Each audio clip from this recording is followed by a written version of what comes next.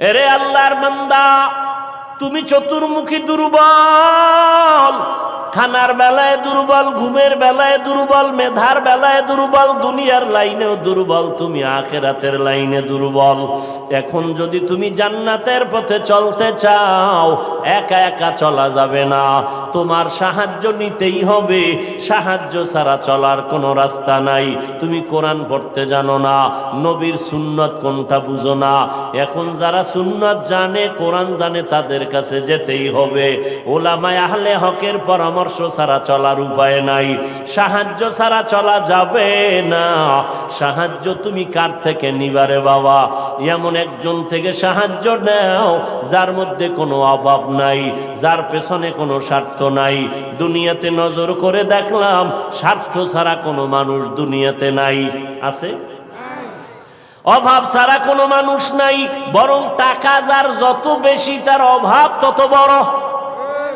যারা যত বড় লোক, তারা অভাব তত বড়। অভাব গরিবের 100 টাকায় সমাধান হয়, বড় লোকের 1,00,000 টাকায় অভাব সমাধান হয় না। এই স্বার্থ ছাড়া, অভাব ছাড়া একজন পাইবা, তিনি আর কেউ নয়, আমার আল্লাহ। ইয়া আইয়ুহান নাস আনতুমুল ফুকারাউ ইলাল্লাহ ওয়াল্লাহু হুয়াল গনিয়্যুল হামিদ।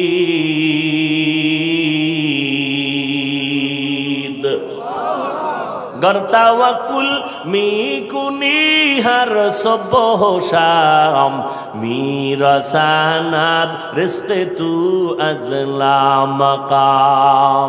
বাহাদুরি করিও না রে বাবা, অন্যের সাহায্য ছাড়া চলা যাবে না। দোয়াও কিন্তু একটা সাহায্য, দোয়াও সাহায্য। সাহায্য ছাড়া চলা যাবে না। মা বাবায় দোয়া করে, এর সাহায্যে আমরা বড় হয়েছি। মা বাবার ক্লান্ত পরিশ্রমের কারণে আমরা বড় হয়েছি, মা বাবার সহযোগিতায় বড় হয়েছি। কিন্তু স্বার্থ ছাড়া জমিনের মধ্যে কোনো মানুষ নাই, অভাব ছাড়া কেউ নাই। যার কোনো অভাব নাই তিনি হলেন আমার আল্লাহ, যার কোনো স্বার্থ নাই তিনি আমার আল্লাহ। এরে বান্দা, নিজেরে বড় মনে করলে ধ্বংস অনিবার্য। আল্লাহর এক বান্দা বড় আবেদ, আমার নবী সাহাবায়ে কেরামদের ঘটনা শুনাইতেছেন। বড় আবেদ, বনি ইসরাইলের ভেতরে নাম বড়, নাম ডাক বেশি, এত ইবাদত করতেছে। একদিন সিদ্ধান্ত নিয়ে নিল, ঘরের মধ্যে থাইকা ইবাদত একুরেট হয় না, মানুষের সাথে চলাফেরা, মানসিকতা নষ্ট হয়ে যায়। সিদ্ধান্ত নিয়া পাহাড়ের কিনারায় চলে গেল। পাহাড়ের উপরে উঠা ছোট্ট একটা রুম বানাইয়া ওইখানে আল্লাহর বান্দা ইবাদত করে। পাহাড়ের চূড়ায় সাধারণ মানুষ সেখানে যায় না, মন মানসিকতা নষ্ট হয় না। আল্লাহর বান্দা পাহাড়ের চূড়ায় গিয়া ইবাদত করে। ঘরের ভেতরে মা বড় একা, আম্মা জান ঘরের মধ্যে বসে মোটামুটি জীবন যাপন করে। সন্তান আসে না, ইবাদতের মজা পাইয়া পাহাড়ের চূড়ায় উঠে ওখানে ইবাদত করে। একদিন মা মনে মনে ভাবলেন, আমার সন্তান আমার কাছে না আসলে তো আমি ও থাকতে পারে, আমি মা তো থাকতে পারি না। কারণ আমি মা, সন্তানের আমি গর্ভ ধারণ করে কত কষ্ট করেছি। মা সিদ্ধান্ত নিল, আমি হেঁটে হেঁটে পাহাড়ের কিনারায় যাইয়া আমার বাবার চেহারাটা একটু দেখা কলবেরে সান্ত্বনা দিব। আম্মা জান ঘুমের থেকে উঠা সকালবেলা সূর্যের গরম যখন শুরু, হেঁটে হেঁটে পাহাড়ের কিনারায় চলে গেলেন। আল্লাহর বান্দা আবেদ পাহাড়ের চূড়ায় ইবাদত খানায় নামাজ পড়ে আর আল্লাহরে সেজদা দেয়। আম্মা জান পাহাড়ের কিনারায় যাইয়া সূর্যের আলোতে উপরে তাকাইতে কষ্ট হয়, হাতটাকে কপালের সামনে নিয়ে ছায়া দিয়া উপরে হালকাভাবে তাকাইয়া এরপরে ডাক দিলেন, এই সন্তান, আমি তোর মা পাহাড়ের কিনারায় আসছি, একটু দেখা দাও। আমি মা তোমার চেহারাটা দেখার জন্য পাগলের মতো হয়ে গেলাম। আল্লাহর বান্দা পাহাড়ের উপর থেকে মায়ের কণ্ঠের আওয়াজটা শুনছে। এমন সময় ডাক দিছে মা, যেই সময় আল্লাহর বান্দা নামাজে দাঁড়ানো। চিন্তায় পড়ে গেল, এখন কি মায়ের ডাকে সাড়া দিব নাকি আমার মাওলার সাথে আমি কথা বলবো। সিদ্ধান্ত নিয়েই বান্দা মায়ের ডাকে আর সাড়া দেয় নাই, নামাজে দাঁড়ায় গেল, নামাজের ভিতরে মশগুল হয়ে গেল। আম্মা জান দীর্ঘ টাইম কষ্ট করে দাঁড়াইয়া সন্তান যখন সাড়া দেয় না, মা হালকা একটু কষ্ট নিয়ে বাড়ির মধ্যে রওয়ানা। বাড়িতে চলে আসলেন, ঠিক আছে বাবা তুই ইবাদত করো, ওখানে থাক, আমার ডাকে সাড়া দিলি না, দুঃখ নিয়ে চলে গেলাম। মা বাসায় চলে গেল, কিন্তু মায়ের চোখে ঘুম হয় না। সন্তানের প্রতি যে মায়ের এত মায়া, ওই মায়ের সন্তান মায়ের মায়া কখনো বুঝবে না। যদি সন্তানগুলো মায়ের কষ্ট বুঝতো, জীবনে কোনো সন্তান মায়ের কষ্ট দিতে পারত না, মায়ের চোখের পানি ফালতে পারত না। মা রাতের বেলা ঘুমাইতে পারে না, কষ্ট বুকের চাপা দিয়া। আবার পরের দিন মা বলে না, আজকে আবার একটু যায় বাবারে ডাক দেই, দেখিনি একটু চেহারাটা দেখতে পারি, কলিজাটা ঠান্ডা করতে পারি। আবার আম্মা যান দ্বিতীয় দিন চলে গেলেন সূর্যের গরমে, পাহাড়ের কিনারায় যাইয়া হাতটারে কপালের কাছে নিয়ে আবার ডাক দিছে, ও সন্তান তোমার মা ডাকতেছে, আসো একটু পাহাড় থেকে আইসা মায়ের কাছে দেখা দিয়া যাও, কলিজা ঠান্ডা করো।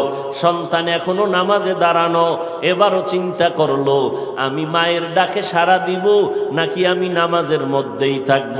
সিদ্ধান্ত আগের মতোই অটল, নামাজ আমি ছাড়ব না, মায়ের ডাকে কোনো সাড়াও দিব না। মা দ্বিতীয় দিনের মতো কষ্ট পাইয়া বিদায় নিয়ে বাসায় চলে গেলে, কিন্তু মা মনেরে বুঝাইতে পারে না সন্তানের কষ্ট কখন মন থেকে যায় না।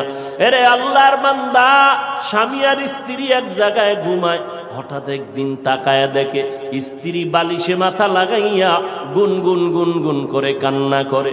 আব্বা জান জিজ্ঞাসা করে, বিবি কাঁদো কেন? কয় তোমার ঘুম তুমি ঘুমাও, আমি মনের দুঃখে কাঁদি। বলে কি দুঃখ?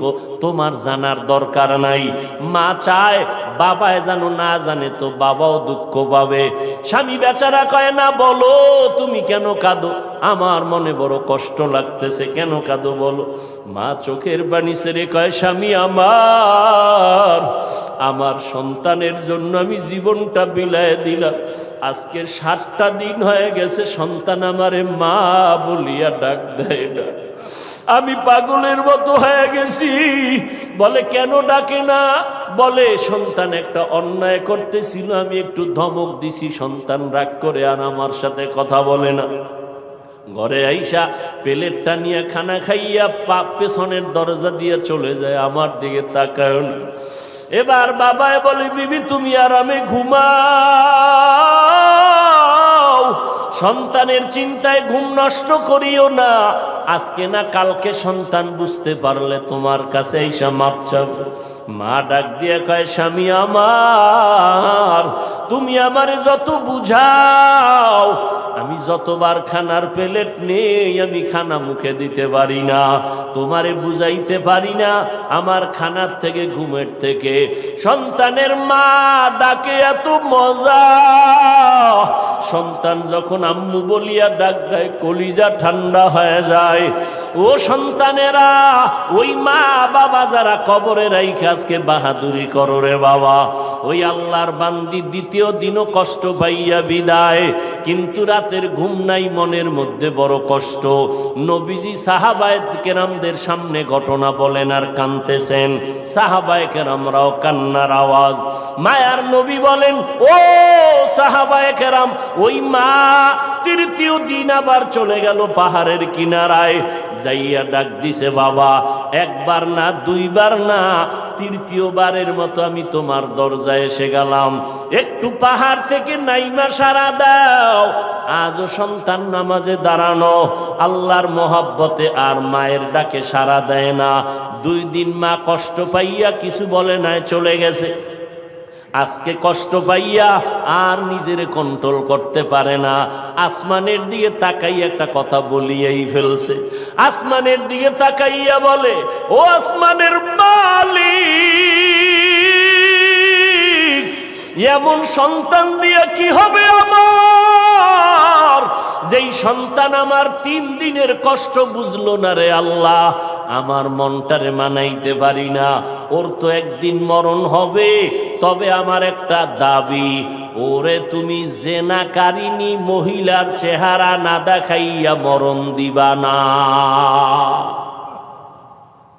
কঠিন এক কথা আসমানে লাগায় দিলেন, আসমানে কবুল হয়ে গেছে। মা বাবার দোয়া, বরদোয়ার মাঝখানে কোনো পর্দা থাকে না, আর সে আজিমে ডাইরেক্ট চলে যায়। এই যুবক, জিরি মাদ্রাসায় বলে আসছি, আল্লাহর কসম করে বলে গেলাম, কুতুবদিয়ার মুসলমান, কসমের কথা বিশ্বাস না করলে তোমার ঈমান দুর্বল। আল্লাহর কসম, ওয়াল্লাহি বিল্লাহি তাল্লাহি, 3 বার কসম করে বলে গেলাম। বিশেষ করে যুবকদেরকে বলছি, মরার আগে যদি পঙ্গু হইয়া বিছানায় কষ্ট পাইয়া মরতে চাও, তাহলে মার সাথে বাবার সাথে বেয়াদবি কর, শিক্ষকের সাথে বেয়াদবি কর, মুরব্বীদের সাথে বেয়াদবি কর। আল্লাহর কসম, মরার আগে তুই পঙ্গু না হইয়া মরবি না, লিখে রাখ। আমার কথাটাকে যদি অবিশ্বাস করো, তোমার ঈমান চলে যাবে, কারণ আমি 3 বার কসম খেয়ে বলে গেছি। এখন তুমি পণ্ডিতেরা প্রশ্ন করবা, হাফিজ সাহেব তুমি মনের রাগে বললা না, তুমি দলিল নাও। ক্বালান নবিয়্যু সাল্লাল্লাহু আলাইহি ওয়া আলিহি ওয়া সাল্লাম, ইসনানি ওয়াজ্জিলুহুম আল্লাহু ফিদ দুনিয়া আল বাগয়ু ওয়া উকুকুল ওয়ালিদাইন, আও কামা ক্বালান নবিয়্যু আলাইহি সালাতু ওয়াস সালাম। আল্লাহর নবী বলেন, 2টা অন্যায় দুনিয়াতে এমন আছে, যেই 2টা অপরাধ করলে মরার আগে জমিনে শাস্তি হবে। কয়টা অন্যায়? কি আপনাদের খারাপ লাগতেছে? মোনাজাত দিয়ে দিব? আমার তো কষ্ট, অনেক কষ্ট, মাইকটাও সুন্দর না, তারপর আপনাদের মহব্বতে কথা বলতেছি গলা ফাটাইয়া, কি করার। তারপর আপনারা বসলে একটু আমি কথা ফিনিশিং দিয়ে আসতেছি, আর একটু সামনে আগাবো। আল্লাহ সবাইকে কবুল করেন। মদিনার নবী বলেন, 2টা অপরাধ আছে, যদি দুনিয়াতে করো মরার আগে শাস্তি হবে, মরার পরে নয়। 1 নাম্বার অপরাধের নাম জুলুম, 2য় অপরাধের নাম হলো মা বাবার সাথে বেয়াদবি। যারা মা বাবার সাথে বেয়াদবি করবে, নবী বলেন তাদের শাস্তি হবে মরার আগে দুনিয়ার জমিনে। যারা জুলুম করবে, ওস্তাদের ইজ্জতের উপর আঘাত করবে, ভাইয়ের উপরে জুলুম করবে, বোনের উপরে জুলুম করবে, প্রতিবেশীর উপরে জুলুম করবে, গরিবের উপরে জুলুম করবে, এই জালেমের বিচার আমার আল্লাহ মরার আগেই করে নিবেন। ও আল্লাহর বান্দারা, মা যখন কথাটা বলেই ফেললেন, আসমানে কবুল হয়ে গেল। কি বরদোয়া করলেন? মা গেছেন, ভুলে গেছেন? জেনাকারিনী মহিলার চেহারা না দেখাইয়া মারবা না। মা কিন্তু কঠিন কয় নাই, যদি কইতো জেনা না করাইয়া মারবা না, তা আরো কঠিন হয়ে যাইত। মা একটু পাশ কাটায় বললেন, ও জেনা টেনা করবে না, কিন্তু জেনাকারিনী মহিলার চেহারা দেখে মরবে, এটাও একটা অভিশাপ। এক তো মহিলা দেখবে না, কারণ আমার বাচ্চা তো ইবাদত করে পাহাড়ের চূড়ায়, সে কোনো নারী দেখবে না, কিন্তু দেখতে গেলেও যেন নামাজি না, একটা জেনাকারিনী নারী দেখবে। পুরা বনি ইসরাইলের মাঝে প্রশংসা, পাহাড়ের চূড়ায় আল্লাহর বান্দা এত পরিমাণ ইবাদত করে যে তার ইবাদত আল্লাহর প্রতি এতটা অগাধ বিশ্বাস, পৃথিবীর কেউ তাকে আল্লাহর থেকে বিন্দু পিছপা ঘটাতে পারবে না, গাফেল করতে পারবে না। ওই এলাকার এক সুন্দরী মহিলা, রূপসী, সে কয় এত প্রশংসা তারে কেউ আল্লাহর থেকে আলাদা করতে পারবে না। কয় না, কেউ পারবে না। কয় আমি পারবো। সুন্দরী মেয়ে বলে আমি পারবো। এই মেয়ে হাঁটতে হাঁটতে ওই পাহাড়ের চূড়ায় উঠছে, উঠা দেখে আল্লাহর বান্দা নামাজে দাঁড়ানো। ওর কামি শুধু আল্লাহর সেজদা দেয়, নামাজে দাঁড়ায়, তেলাওয়াত করে, দিয়ে কাজ চলতেছে, নামাজ আর নামাজ আর নামাজ। ওই মহিলা আল্লাহর আবেদ বান্দার সামনে দাঁড়ালো, যেই সূরাটা ধরলে আল্লাহর বান্দার নজর চলে আসবে, জিনা করার জন্য বাধ্য হবে, এমন কৌশল কোনোটা বাদ দেয় নাই মহিলা। কিন্তু তাকায় দেখে আল্লাহর বান্দা একটা নজর কোনো দিকে ডান বাম করে না, নিচের দিকে নজর, আল্লাহর মোহব্বতের ভিতরে মশগুল। বলবেন মহিলা হাতটা ধরবে না, রে বাবা এটা সম্ভব না। আল্লাহর উপরে ভরসা কইরা যারা চলবে এদের গায়ে টাচ করার ক্ষমতা কোনো বাহাদুরের নাই। যদি হাত বাড়ায় তোর হাতটা সাথে সাথে বাঁকা হয়ে যাবে। ইব্রাহিম নবী বিশ্ব সুন্দরী সারাকে নিয়ে যাইতেছিল মিশরের উপর দিয়া। জালেম বাদশা খবর পাইয়া সুন্দরীর টাইনা নিয়ে আসছে। ইব্রাহিম নবী গাছতলায় বয়ে খায়, আল্লাহ আমি না নবী, আমার স্ত্রীর উপরে যদি আঘাত করে চরিত্রের, তা আমার নবুয়তের হালাত কি হবে? আল্লাহ কয় হেফাজত আমি করব, তোমার ভয় লাগে? তোমার অন্তর্চক্ষু খুলে দিলাম, ওই বাদশা জালেম তোমার স্ত্রীর সাথে যা করবে তুমি গাছতলা বয়ে সব দেখবা। জালেম মিয়া আসল রুমের মধ্যে ঢুকাইয়া যখন হাত বাড়াইছে, হাতটা বাঁকা হয়ে গেছে, অবশ হয়ে গেছে। একবার, দুইবার, তিনবার পরে বেডি ইব্রাহিম নবীর স্ত্রীর কাছে মাপ চাইছে। মাপ চাইয়ে কয়, তোমার মধ্যে এমন কি পাওয়ার, আমি হাতটা আগাইয়া গেলেই বাঁকা হয়ে যায়? এই মহিলা, তোমার মধ্যে পাওয়ার কি? আমার মধ্যে কোনো পাওয়ার নাই, একটা পাওয়ার, আমি আল্লাহর একজন নবীর স্ত্রী। তাই নাকি? বলে হা। কই সে নবী? বলে গাছতলায়। ডাকো, সম্মানের সাথে ডাকো, মাফ করে দাও আমাকে, অন্যায়ের থেকে মাপ চাইলাম। এইবার বাদশাহ ডাইকা নবীরে মেহমানদারি করাইয়া ওই বাদশার এক খাদেমা হাজেরা এরে দিয়ে দিল ইব্রাহিম নবীর খেদমতে। সন্তান টন্তান নাই, শুইনা দিয়ে দিছে। ইব্রাহিম নবী বিবাহের বন্ধনে আবদ্ধ কইরা এরপরে সে 80 বছরের পরে মাওলা একটা সন্তান দিলেন ইসমাইল নামে। তাও প্রথম স্ত্রীর থেকে নয়, দ্বিতীয় স্ত্রী হাজেরা আলাইহাস সালাম থেকে। তো মহিলা পাহাড়ের চূড়ায় উঠা আল্লাহর বান্দার সামনে যত অপকৌশল করার প্রয়োজন করছে, কিন্তু বান্দার দিলকে তার দিকে আকৃষ্ট করতে। এই যুবক, বুঝো কিছু, তুমিও মুসলমান, আর তোমার মন আকৃষ্ট করবে কিভাবে? তুমি আকৃষ্ট আর একজনকে করতেছ। একজনকে করলে তো হইতো যে হ্যাঁ একবারই মাইয়ার মন আকৃষ্ট করে বিয়ে করে জীবন চালায়। তুমি করতে করতে 10টা মাইয়ার জীবনের উপরে আক্রমণ করেছ। এর ঝাল আল্লাহ দুনিয়ায় মিটাবে, মরার পরে না। জুলুম করেছ নারীর ইজ্জতের উপরে, বিচার হবে মরার আগে, রসুলের হাদিস। মহিলা এবার সার্থক না ব্যর্থ দেখছেননি? আপনারা এরকম বেউস, পাহাড়ের চূড়ায় মহিলা কি সার্থক না ব্যর্থ? সার্থক। ব্যর্থ হয়ে গেল, পুরুষের সাথে দুর্বল হয়ে গেল, পারল না জিততে। নাইমে আসে নিচে, কয় যখন সোজা ভারী নেই, এবার বাঁকা তোরে ঠিক করুন। বাঁকা কি? নিচে নাইমা চলে গেল। ওই পাহাড়ের পাশে একটা বিশাল খোলা ময়দান, ময়দানের ভিতরে একটা রাখাল বকরি চড়ায়। ওই রাখালকে ধরলো, রাখালের সামনে যাইয়া অপকৌশল করে রাখালের সাথে জিনা করেছে এই নারী। একটা ছেলে সন্তান হয়ে গেল। ছেলে সন্তানটা হাতের মধ্যে নিয়া ওই বেশ্যা নারী এলাকায় ঘুরে আর কয় বাচ্চা হলো ওই পাহাড়ের চূড়ায় আবেদওয়ালা বান্দার বাচ্চা। দেখছেননি কারবার? ঘুমাইতেছেন আপনারা না? হ্যাঁ, যে ওয়াজ চলে এত পুরানো ওয়াজ আপনারা সবাই জানেন, ঘুমাইলেই হয়। বাচ্চা কার জানেননি? কার কার? আর মহিলা প্রচার করে কার? আল্লাহ জানেনি। মায়ের বরদোয়া একদিক, ওদিকেও আল্লাহর কাছে কাঁদতেছে।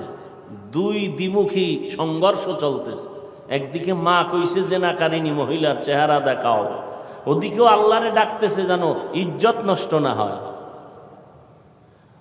মহিলা যখন এই বাচ্চা নিয়ে মানুষের কাছে কান্দে আর কয় বাচ্চা ওই তোমগো আবেদের, তোমরা যার এত গুণগান গাইছো ওই বাচ্চা, জিনার বাচ্চা, অবৈধ বাচ্চা। মানুষ সব শুই না, যারে এত কলিজা দিয়া ভালোবাসি তার অবস্থা এই, লাঠি টাঠি নিয়া এবার পাহাড়ে উঠা, আরে ফিডা খানকা টানকা সব ভেঙ্গে যখন আল্লাহর বান্দার উপরে আঘাত শুরু করেছে, বান্দা বলে তোরা আমার গায়ে হাত দাও কেন? বলে এই খবর, তাই নাকি? বলে হ্যাঁ, আল্লাহর জাতের কসম আমার দ্বারা এমন কোনো অপরাধ হয় নাই। কে বলেছে? আমগো এলাকার সেই রূপসী নারী, তাকে ডাকো। এবার জেনাকারিনী মহিলাকে ডাকা হলো। জেনাকারিনী মহিলাকে ডাকার পর আল্লাহর বান্দা আবেদের সামনে জেনাকারিনী মহিলা দাঁড়ানো। মা কইছে আল্লাহ আমার সন্তানের জেনাকারিনীর চেহারা না দেখাইয়া মরণ দিও না। এই ঘটনা শুনে জেনাকারিনী মহিলা বাচ্চা নিয়ে হাজির। আল্লাহর বান্দা সিজদায় পড়ে কান্না করে কয় আল্লাহ তুমি আমারে মাফ করিয়া দাও, উম্মতের সামনে তুমি সত্যটারে জাহের করে দাও, সত্যটারে তুমি প্রকাশ করে দাও, ইজ্জতের হেফাজত করো। নামাজ পড়ে কান্নাকাটি করে দোয়া করে এইবার মহিলার সামনে দাঁড়াইল। মায়ের বরদোয়াটা এইবার কবুল হয়ে গেল। এইবার মহিলারে কয় তুই নাকি আমার বিরুদ্ধে বলেছ? কয় হ্যাঁ। কি বলছো? কয় বাচ্চা তোমার। কয় নাউযুবিল্লাহ, বাচ্চা আমার? বলে হ্যাঁ। দে বাচ্চা আমার কোলে দে। আল্লাহর বান্দা বাচ্চাটা কোলের মধ্যে নিয়া এরপর বাচ্চারে একটু হাত স্পর্শ করে এই বাচ্চা তুই বল। বাচ্চা তো দুধের মাত্র বাচ্চা, কথা বলতে পারে না, বল তোর বাপকে। মুহূর্তের মধ্যে বাচ্চার জবান খুলে গেল। বাচ্চা বলে আমার বাপ হলো রাখাল। আমার বাপকে? মায়ের কোলে দুধের বাচ্চা কথা বলেছেন যেমন মারিয়াম আলাইহিস সালামের সন্তান ঈসা আলাইহিস সালাম। মায়ের কোলে দুধের বাচ্চা ঈসা নবী কথা বলেছেন শিশু অবস্থায়। ইউসুফ নবীরে যখন জুলাইখা আটকাইয়া দিছিল, স্বামীর সামনে জুলাইখার স্বামীর সামনে ইউসুফ দাঁড়ানো। যখনই এগুলো সব স্পষ্ট হলো, ইউসুফ নবী বলল আমার কোনো দোষ নেই, জুলাইখার দোষ, সাক্ষী দাও। ইউসুফ নবীর সামনে তখন এক মহিলা দুধের বাচ্চা নিয়ে দাঁড়ানো। ইউসুফ নবী বললেন আমি সত্যবাদী না জুলাইখা সত্যবাদী? দুধের বাচ্চা সাক্ষী দিবে। বাচ্চা কয় বাচ্চা কথা বলতে পারেনি। কয় প্রশ্ন করার দায়িত্ব তোমার, জবাব দেওয়ার দায়িত্ব এই বাচ্চা। যখন জিজ্ঞাসা বাচ্চা কথা বলে দিছে, কোরআন শরীফের আয়াত। বাচ্চা ইউসুফ নবীকে নির্দোষ প্রমাণের জন্য একটা স্কেল দিয়ে দিছে। এরে কুতুবদিয়ার মুসলমান, আমার মাওলার কুদরত বড় কঠিন। মায়ের বরদোয়াটাও আল্লাহ কাজে লাগাইলেন, জেনাকারী নারীর চেহারা পর্যন্ত দেখায় দিলেন। আবার বাচ্চার মাধ্যমে আল্লাহর বান্দার ইজ্জতের হেফাজত করলেন। সত্যের উপরে যদি চলো রে বাবা, মা বাবার দোয়া নিয়ে যদি আগাইতে পারো, দুনিয়ার কোনো ভয় নাই। হালাল খাইয়া চলবা, আল্লাহ বিজয়ের মালা গলায় পরায় দিবেন। কয়দিন আর দুনিয়ায় বাহাদুরি করবারে বাবা, আল্লাহ যদি সমুদ্রে একটু হুকুম করে একটু গরম হয়ে যা, রাতের ঘুমের মধ্যে 1 মিনিট লাগবে না। কুতুবদিয়ারে ধ্বংস করার জন্য 1 মিনিটও লাগবে না। আল্লাহ কয় বান্দা আমার স্মরণ কর, আমি আল্লাহর কাছে সাহায্য চাও। সাহায্য কেমনে চাইবা? ধৈর্য আর নামাজের মাধ্যমে সাহায্য প্রার্থনা করো। আজকে আমাদের ভেতরে ধৈর্যের বড় অভাব, নামাজের বড় অভাব। ও যুবকেরা, ও পর্দার আড়ালের আম্মা জানেরা, আজকে নামাজের এত বয়ান, এক বেলার নামাজ ছেড়ে দেওয়ার কোনো সুযোগ নাই। ও যুবক, এক বেলার নামাজ ছাড়ার কোনো কায়দা নাই, অথচ তুমি নামাজ পড়ো না রে বাবা। আজকে আমি তোমাকে কিন্তু এই কথা বলি নাই আমগো মতো হুজুর হইয়া যাও, পাঁচকল্লি মাথায় দাও একবারও বলি নাই, কওমি মাদ্রাসায় পড়ো তাও বলি নাই, স্কুলের লেখাপড়া বন্ধ করো তাও বলি নাই। বরং বাবা তুমি চাকরি করো, ব্যবসা করো, স্কুল কলেজে পড়ো, কোনো বাধা নাই। ওখানে থাইকা আল্লাহর হুকুম নবীর তরিকা মতো নামাজ পড়ো। মা বাবার দোয়া নিয়ে সামনে আগাও, ওলামায়ে কেরামের পরামর্শ নিয়ে চলো, নবীর সুন্নতের মালা গলায় লাগাও। খবরদার, কপাল পোড়া যদি হইয়াই থাকো তাহলে কিন্তু তোমার কপাল দুনিয়াতেও শেষ, আখিরাতেও শেষ। কিছু কপাল পোড়া এমন আছে বুঝাইলে উল্টা আমারে বুঝানোর চেষ্টা করে। যদি কই ভাইজান টুপি কেন পরো না, ও তো বলা দরকার ভাই হুজুর টুপি মাথায় দেওয়া দরকার, নবীর সুন্নত, এটা তো কোনো পিসাবের সুন্নত না, নবীর তরিকা। হুজুর আমি পারি না, দোয়া করবেন, চেষ্টা করব। কিন্তু কিছু নেমক হারাম বেপরোয়া আল্লাহর বান্দা, এদের জবাবটা এমন অহংকারী জবাব। কয় হুজুর টুপি মাথায় না দিলে অসুবিধা কি? টুপির মধ্যেই কি ইসলাম? দাড়ির মধ্যেই কি ইসলাম? পোশাকের মধ্যেই কি ইসলাম? এই রকম বেপরোয়া আল্লাহর বান্দা নবীর দুশ্মন আছে না নাই? টুপির মধ্যে ইসলাম নাই, দাড়ির মধ্যে নাই, পোশাকে নাই, পর্দায় নাই, হালালে নাই, তো ইসলাম কই? সমুদ্রের তলদেশে। বিনয়ী হয়ে যাও রে বাবা, নিজেরে ছোট বানাইয়া চলো।